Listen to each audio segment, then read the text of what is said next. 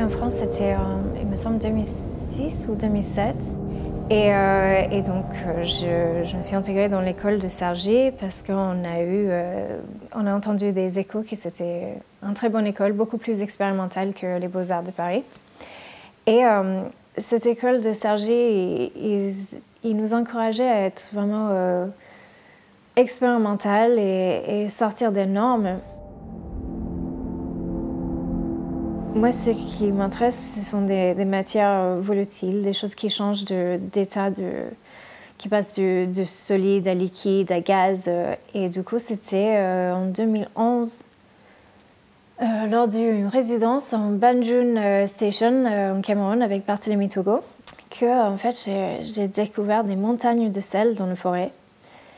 Et ça m'a tout de suite résonné parce que de mon côté, je pratiquais de la magie et un des gestes le plus forts et le plus important quand tu fais de la magie, c'est que tu crées un cercle de protection avec le sel.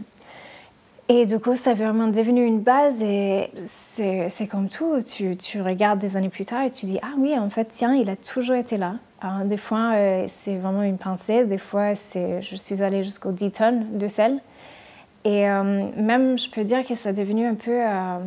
je suis devenue un peu superstitieuse parce que vu que je sais à quel point c'est une matière formidable et protecteur et sacrée, j'ai quasi peur de ne pas l'avoir. Je dirais que le noyau de ma pratique, c'est de créer des auras de bienveillance. Et ça revient à la magie parce qu'il y a cette idée de ce qu'on appelle le sympathetic magic, où tu crées à petite échelle ce que tu souhaites répandre sur une échelle plus large. Et je me suis dit, en fait, si je souhaite avoir une aura de bienveillance, il faut qu'à la base, je travaille avec des éléments qui sont sains.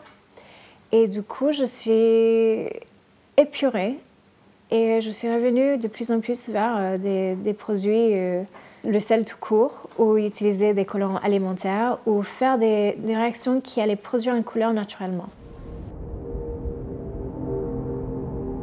En fait, vu que je travaille beaucoup avec des objets que je trouve, et que je suis quelqu'un de superstitieux, quand je trouve ces objets, je les lave.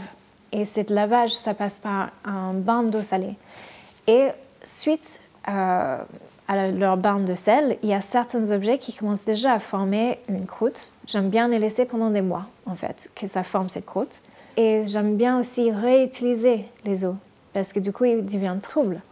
Et en fait, des fois, parce que j'utilise pas que de l'eau salée, le bain c'est toujours l'eau salée, mais peut-être un objet il mérite une deuxième étape où ça passe par du alum de potassium ou un eau qui est teintée, où j'avais cristallisé des plantes qui avaient une teinture dessus, donc l'eau elle est rose.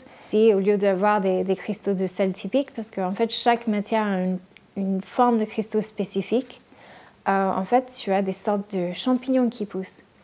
Et c'est vraiment c'est une vie de matière qui est vraiment dans le micro et c'est assez fragile aussi, qui est très beau. Alors, en étant quelqu'un qui est une grande passionnée des brocantes, il se fait que je collectionne des choses et j'avais trouvé un petit tabouret. Et je ne savais pas qu'est-ce qu'il allait devenir. Il n'a jamais été une siège, il n'a jamais été un coffre. Il était juste là en attente de devenir une œuvre un jour. Et j'ai pensé à cette idée des puits à souhait. Et donc j'ai fait des recherches sur quelle est l'origine de la puits à souhait, quelle est l'origine de la fontaine, voilà.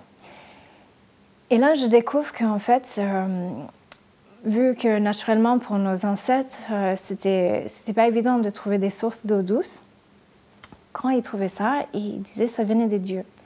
Et pour remercier les dieux, on jetait quelque chose de valeur. Et j'aimerais bien faire une petite puits à remerciement où, par l'acte de jeter un morceau de cuivre, ça peut être un morceau de tuyauterie, des pièces de monnaie, vu que la petite tabouret elle est remplie d'eau salée, plus qu'elle a de remerciement, plus qu'elle devient bleue, par cet acte de chimie naturelle. Et du coup, j'ai ajouté des plantes d'aquarium et surtout un petit main, un gant que j'avais rétréci, Parce que je me disais, en fait, la main, c'est tellement symbolique, c'est tellement un élément puissant. En tant qu'humain, le fait qu'on en a deux, ça représente la dualité. Mais aussi, quand on voit la main qui est mise comme ça, c'est une main qui demande, mais qui offre aussi. Et je trouve ça beau parce que, en tant qu'humain, on a toujours le choix de donner ou de recevoir. Et je trouvais que ça fonctionnait bien. Donc, ça, c'est la wishing well.